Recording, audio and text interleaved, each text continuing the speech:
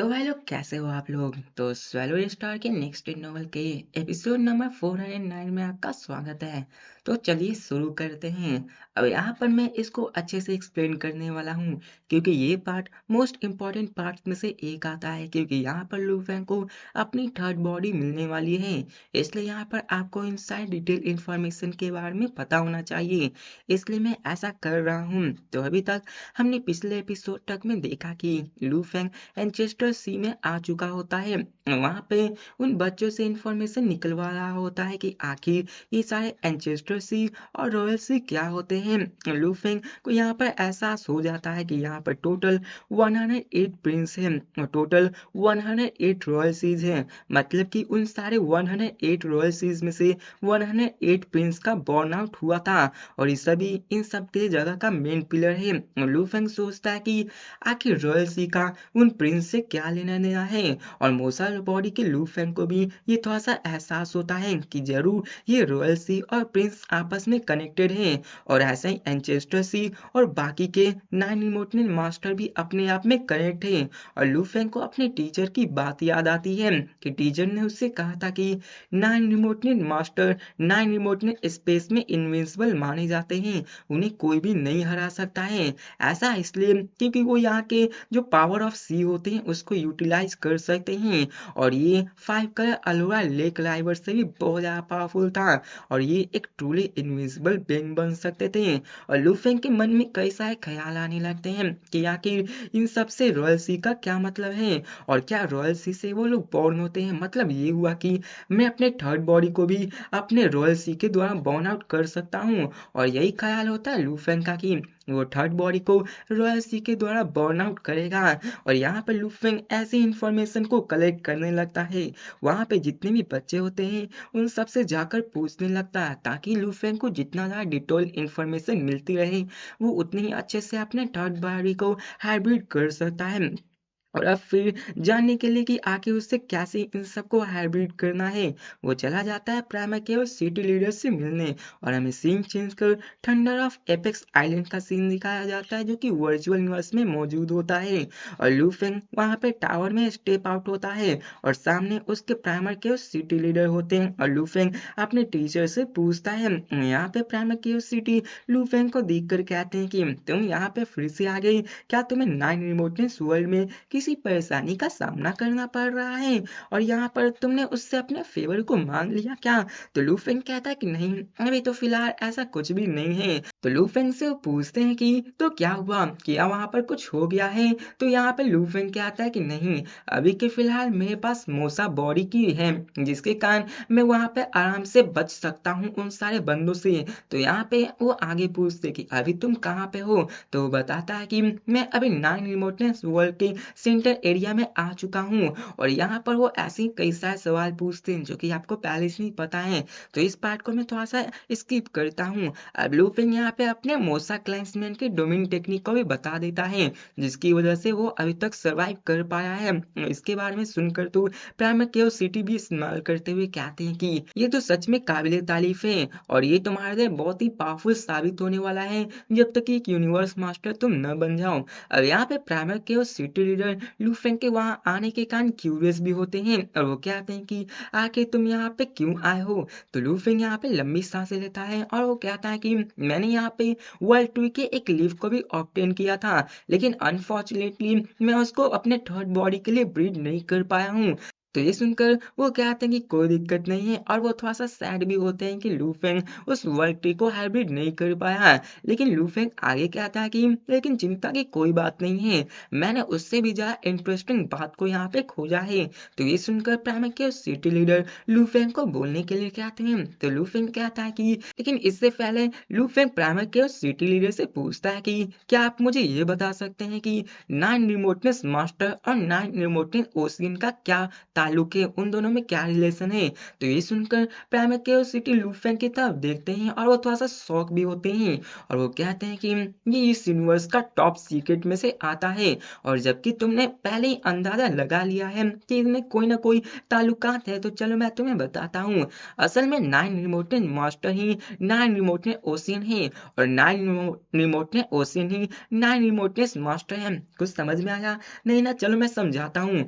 असल में ये कहना चाहते हैं कि जो 9 रिमोटेड के मास्टर है वो 9 रिमोटेड ओशियन से जुड़े हुए हैं। मतलब वहाँ के मास्टर का नाम है 9 रिमोटेड ओशियन और उन्हीं के बॉडी के अंदर वो पूरा का पूरा शहर, मतलब पूरा का पूरा अलग ही दुनिया बसा हुआ है।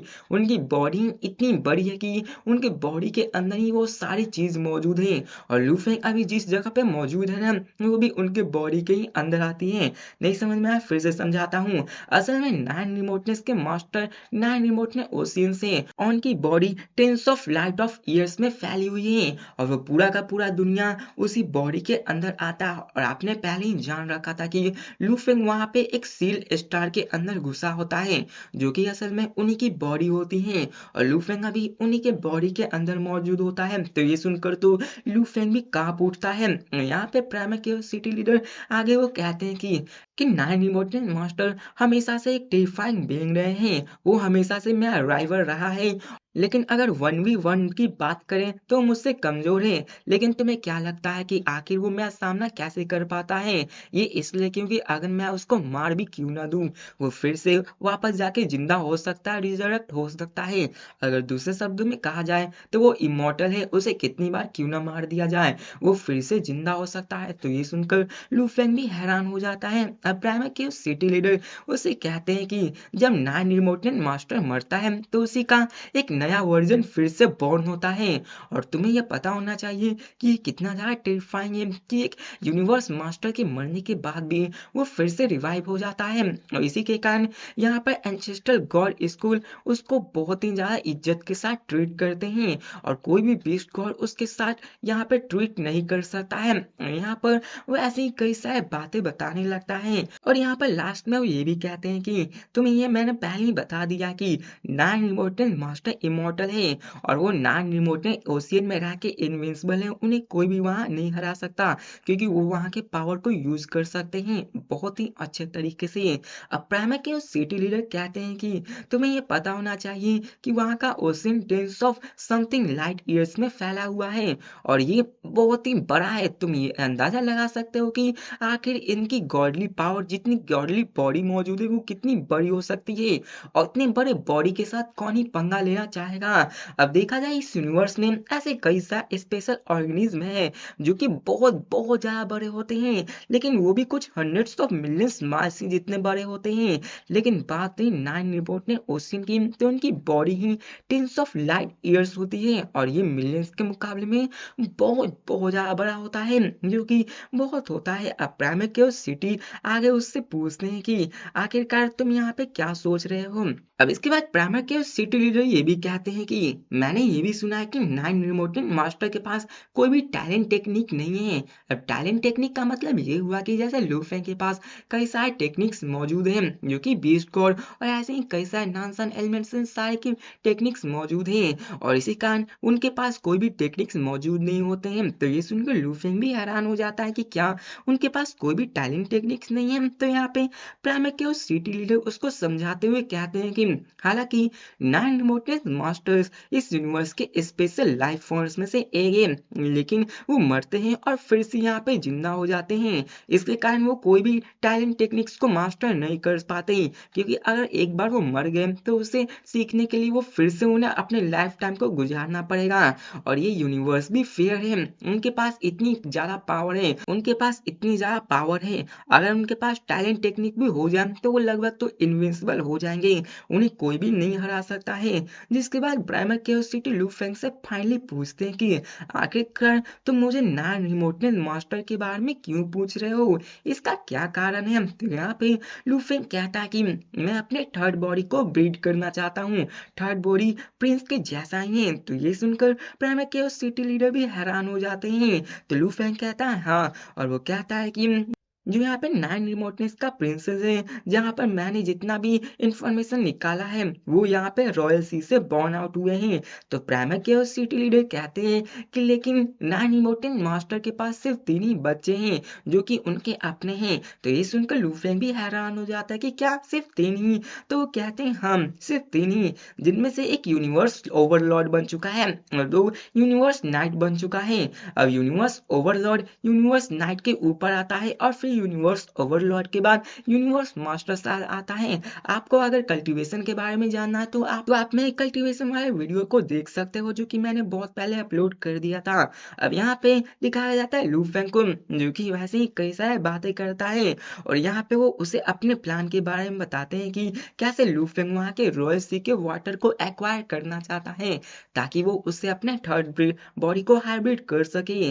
अब यहाँ पे प्राइमर के और सिटी भी कहते हैं कि तुम्हें क्या लगता है कि क्या तुम वहाँ के रॉयल सी के वाटर को ले सकते हो? तो लूफेन कहता है कि हाँ, क्योंकि मैंने वहाँ देखा है कि वहाँ पर कोई भी गार्ड्स नहीं मौजूद है। तो प्राइमर के और सिटी लीडर कहते हैं कि तुम गलत कह रहे हो, हालांकि वहाँ पे कोई भी गार्ड्स क्यों ना हो लेकिन नाइन रिमोटिन मास्टर वहाँ पे खुद नजर लगते हैं। तो ये सुनकर लूफेन भी हैरान हो जाता है और वो एहसास हो जाता है कि प्राइमर के और सिटी लीडर सही कह रहे हैं, क्योंकि नाइन रिमोटिन ओशियन असल में उनके ही अंदर का पार्ट है और वो पूरे के पूरे अंदर के एरिया को कंट्रोल कर सकते हैं और वो ये जान सकते हैं कि आखिर वहां पे क्या चल रहा है।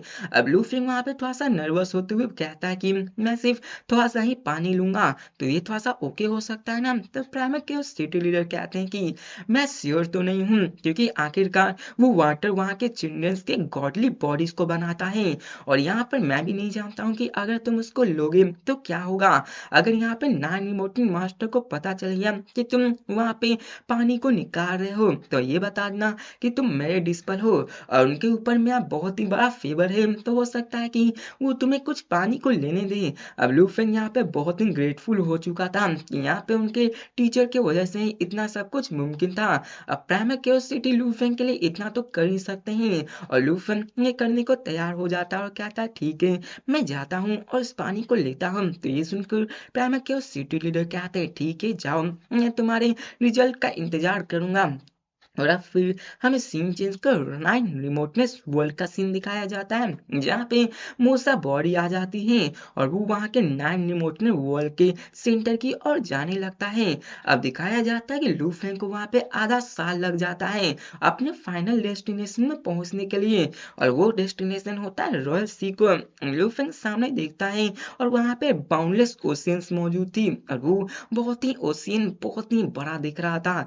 अब लूफेन कहता है कि सबसे पहले मुझे उन सारे 108 रॉयल सी को एग्जामिन करना होगा कि आखिर इसमें क्या क्या डिटेल्स है और मुझे इन सब के बारे में अच्छे से पता होना चाहिए। अब लूफेन उन सबको आए 1 महीने तक ऐसे ही एक्सपेक्टेड करता है, उन सबको इंस्पेक्ट करता है और यहाँ पर उसे फाइनली पता चलता है कि उन सारे 108 रॉयल सीज में से 56 ऐसे हैं जो लाल कलर के हैं और वो सब अपने नाम के वर्दी है, क्योंकि उनका नाम ही ब्लडी सी है और ब्लडी सी में रेड कलर का होना लाजमी होता है। और ये सारे 56 bloody seas almost same size के ही हैं जो कि 50 मिलियन मास के जितने थे और वहाँ पे 49 रॉयल सीज थे जिसमें कि वाटर मौजूद थे और उन सबके डायमीटर 600 मिलियन मास थे जो कि बहुत ही बड़े होते हैं। लूफेंग ऐसे ही सबको देखता है जिनमें से 63 बिलियन मास से लेकर 20 बिलियन मास के अंदर थे और ये सभी सबसे बड़े रॉयल सीज में से आते हैं। देखो यहाँ पे कुछ तो स्मॉल थे, कुछ मिडल थे और कुछ बहुत बहुत बड़े थे 63 बिलियन मास में और कहा मिलियंस में। आप लोग अंदाजा लगा सकते हो। यहाँ पे लूफे उन सब के बारे में और भी ज्यादा इंफॉर्मेशन निकालने लगता है और वो सामने देखता है कि उसकी वर्शिप करनी पड़ेगी।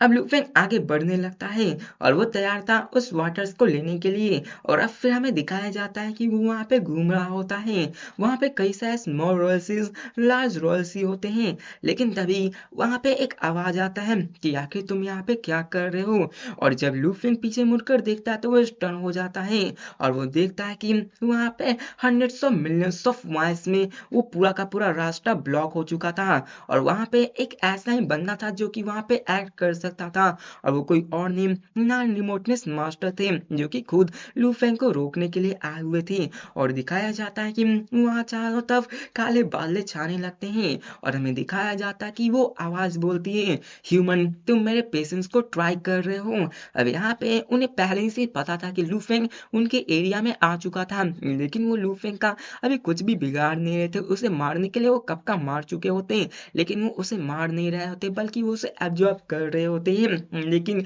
लूफेंग ने हद पार कर दी होती है जब लूफेंग वहाँ के रॉयल सीज के वाटर को चोरी करने के लिए आया हुआ होता है। यहाँ पे मोसा बॉडी हिल भी नहीं पा रही होती है, और जैसा कि मैंने आपको पहले ही बता दिया कि नाइन इमोर्टल मास्टर पहले से ही सब चीज जान चुके थे, क्योंकि लूफेंग तो उन्हीं के बॉडी के अंदर आया हुआ था। वो पूरे के पूरे अंदर के एरिया को अच्छे से एक्सपेक्टेड कर सकते हैं। उनका कोई भी कोना ऐसा नहीं था जहाँ पे वो नहीं देख सकते हैं। अब यहाँ पर लूफेंग को भी एहसास हो चुका था कि वहाँ पे शुरुआत पर ही नजर रखी जा रही थी उस पे, और उन्होंने कुछ नहीं किया था। हो सकता है कि वो उसके टैलेंट को देखकर, और उन्होंने पूरे सारे प्रोसेस को भी देख लिया था कि लूफेंग कैसे उन सबसे बचता बचाता आ रहा था, और लूफेंग अपनी थर्ड बॉडी को भी हाइब्रिड करने की कोशिश कर रहा था। लूफेंग तो यहाँ कुछ कर नहीं सकता था। अब लूफेंग तो कुछ कर नहीं सकता था, और जैसा कि लूफेंग के टीचर ने बताया था कि अगर तुम पकड़े जाओ तो ऐसा करना, तो लूफेंग ऐसा ही करता है। पहले वो ग्रीट करता है यूनिवर्स मास्टर को, और यहाँ पर वो अपने अर्थलिंग बॉडी में भी आ जाता है, और जबकि नाइन इमोर्टल मास्टर ने उसे ह्यूमन बोला है तो लूफेंग को अपने ह्यूमन बॉडी में ही आना पड़ा ताकि वो रिस्पेक्ट दिखा सके। अगर ऐसा न करता तो ये हो सकता कि वो उनकी थोड़ी बेइज्जती कर रहा है। यहाँ पे हमें दिखाया जाता है उस बड़े से सर को जो कि लूफेंग की तरफ देखकर कहता है कि आखिरकार यहाँ पे तुम इस सर्कल को एस्केप क्यों नहीं कर रहे थे। तो लूफेंग यहाँ पे बहुत ही रिस्पेक्टफुल था, क्योंकि वो जानता था कि अगर उसने थोड़ा सा ये प्रोवोक करने की कोशिश की तो वो यहाँ पे कुछ भी नहीं कर पाएगा, एक ही झटके में उसका नामो निशान खत्म कर दिया जाएगा। लूफेंग कहता है कि मैं यहाँ पर थोड़ा सा चांस लेना चाहता था, मैं यहाँ पे ब्रेक करना चाहता था, और यहाँ पर लूफेंग उन्हें सही सही जवाब देने लगता है। अब यहाँ पे वो जैंट हेड कहता है कि मेरा असली नाम नाइन इमोर्टल मास्टर है। तो ये सुनकर लूफेंग भी रिस्पॉन्ड करते हुए कहता है नाइन इमोर्टल मास्टर, और वो भी झुका हुआ होता है। अब यहाँ पे नाइन इमोर्टल मास्टर भी कहते हैं मैंने तुम्हारे बारे में बहुत ही सुना है, तुम्हारा नाम ह्यूमन ब्लेड एवर एम्पर है, और तुम्हारे पास क्लोन टैलेंट टेक्निक भी है, और तुम यहाँ पे रिवाइव कर सकते हो अगर मैंने तुम्हें मार भी दिया है, इसलिए ना तुम इतना काम हो। तो लूफी यहाँ पे रिस्पॉन्ड करते हुए कहता है कि मैं यहाँ पे नाइन इमोर्टल मास्टर से मिल रहा हूँ, आखिरकार मैं नर्वस कैसे भी क्यों ना हो सकता हूँ, क्योंकि आप मेरे सामने इतनी ग्रेट बीइंग है। मैं तो बस यहाँ पे प्रिटेंड कर रहा हूँ अपने आप को शांत रखने के लिए। तो ये सुनकर वो जैंट हंसने लगता है, और वो लूफेंग को देख रहा होता है।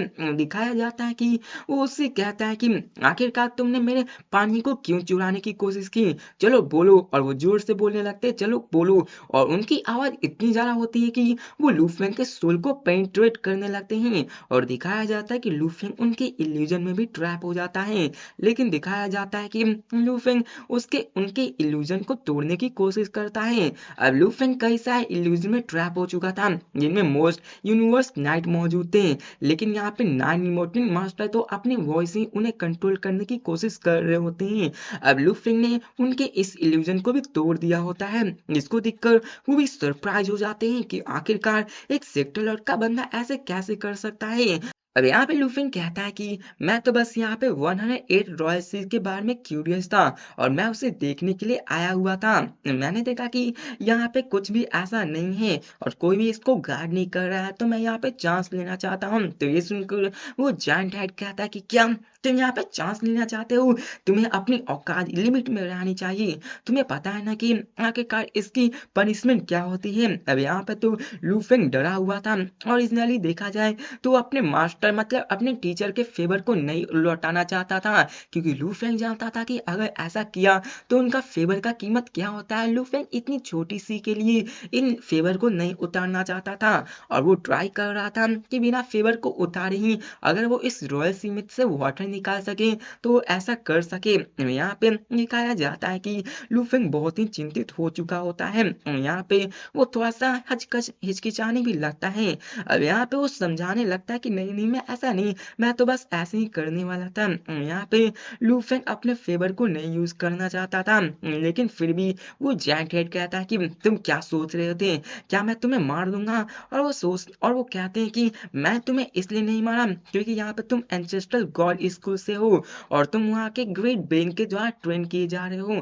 तो ये सुनकर लूफेंग भी हैरान हो जाता है कि क्या एंसेस्ट्रल गॉड स्कूल? तो यहाँ पे वो जायंट हेड कहता है कि यहाँ पे कई सारे फॉर्मर मेंबर्स और सब मेंबर्स एंसेस्ट्रल गॉड स्कूल में मौजूद है। उन सारे में ऐसे ही पावरफुल कैटेगरीज मौजूद होती हैं और उनमें क्या हिस्सा है, फ्यू मेंबर्स होते हैं एंसेस्ट्रल गॉड स्कूल में।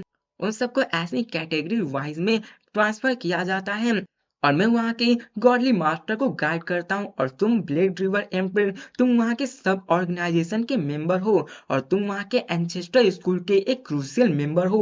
तो ये सुनकर लूफेंग भी हैरान हो जाता है कि क्या वो एक गॉडली मास्टर को गार्ड कर रहे हैं। अब यहाँ पे जायंट हेड उसे समझाते हुए कहते हैं कि यहाँ पे कई सारे गार्डिंग प्रॉफिट्स मौजूद हैं, कई सारे गार्डिंग नाइट्स तो कई सारे गार्डिंग नाइट मास्टर भी मौजूद होते हैं और ये सभी गॉडली मास्टर के सब ऑर्गेनाइजेशन के अंदर आते हैं और इन सब के पास अलग अलग पावर होती हैं और तुम भी उनके अंदर ही आते हो क्योंकि तुम फ्यूचर में जाकर बहुत ही पावरफुल होने वाले हो। इसलिए तुम हमारी ह्यूमन रेस के एक बहुत ही महत्वपूर्ण एस्पेक्ट हो, इसलिए मैंने यहाँ पे तुम्हारी लाइफ को छोड़ा हुआ था। नहीं तो तुम मेरे घर में घुस के इतना सब कुछ कर दो और मैं बस देखता ही रहूं, ऐसा तो हो नहीं सकता है। तो ये सुनकर तो लूफेंग भी हैरान हो चुका था और उसे सारी चीज समझ में आने लगी थी। अब यहाँ पर होता क्या है कि एंचेस्टर वर्ड स्कूल में अपने एक स्टूडेंट को चूज करना होता है और हर एक के लिए अपने गार्डिंग प्रोफिट्स को रखना पड़ता है। और यहाँ पे वो कहते हैं उनसे कि यहाँ पे सब organisation of ancestor god school में मैं यहाँ पे तुम्हारा गॉडली मास्टर को गार्ड करना चाहता हूँ और जितना ज्यादा तुम स्ट्रांग बनते जाओगे उतना ज्यादा तुम्हारा स्टेटस हाई होते जाओगे तो मैं तुम्हारी जान को बख्श सकता हूँ। अगर तुम नहीं करोगे, अगर तुम इस टर्म्स को नहीं मानोगे तो तुम्हें पता है कि आखिर क्या होने वाला है। अब लूफेंग भी थोड़ा सा हैरान हो जाता है कि असल में नाइन इमोर्टल मास्टर उसके गार्डिंग गॉडली मास्टर बनना चाहते हैं। अब आपको कंफ्यूजन होगा कि ये गार्डिंग गॉडली मास्टर क्या होता है, तो समझ लो ये एक स्टूडेंट और एक टीचर के मामले ही जैसा है कि लूफेंग उसके अंदर आना चाहता है और गॉडली मास्टर वो एंचेस्टर ओशियन मास्टर बनना चाहते हैं लूफेंग के मास्टर, ऐसे समझ लो। अब यहाँ पे हमें दिखाया जाता है जायंट हेड को जो कहता है कि तुम्हें यह पता होना चाहिए अगर तुम सब ऑर्गेनाइजेशन के मेंबर बन जाओगे तो तुम आगे चल के ह्यूमन रेस के एनिमी नहीं बन सकते हो। तुम सब ऑर्गेनाइजेशन में फ्री तो होगे और तुम यहाँ पे कुछ भी कर सकते हो लेकिन तुम बगावत नहीं कर सकते हो। तो क्या तुम्हें मंजूर है कि तुम इसका पार्ट बनना चाहते हो? अब यहाँ पे लूफेंग को हैरानी हो जाता है, वो उन्हें अपने आप को गॉडली गार्डिंग मास्टर मान लेता है और उन्हें ग्रीट करता है। तो ये सुनकर नाइन इमोर्टल मास्टर कहते हैं बहुत अच्छे, ये तुम्हारा चॉइस भी बहुत अच्छा है। अब ये लो, ये है एक एंसेस्ट्रल गॉड टोकन और वो उसे एक टोकन देते हैं। अब लूफेंग के पास वो टोकन आ जाता है जिसपे एंसेस्ट्रल गॉड का इनकार्विंग्स बना हुआ था। लूफेंग जानता था कि वो एंसेस्ट्रल गॉड से ही है। लूफेंग उसको ध्यान से देखता है और नाइन इमोर्टल मास्टर कहते हैं कि ये एंसेस्ट्रल गॉड टोकन बहुत ही यूनिक है, इसे खोना मत। तो लूफेंग कहता है मैं समझ गया।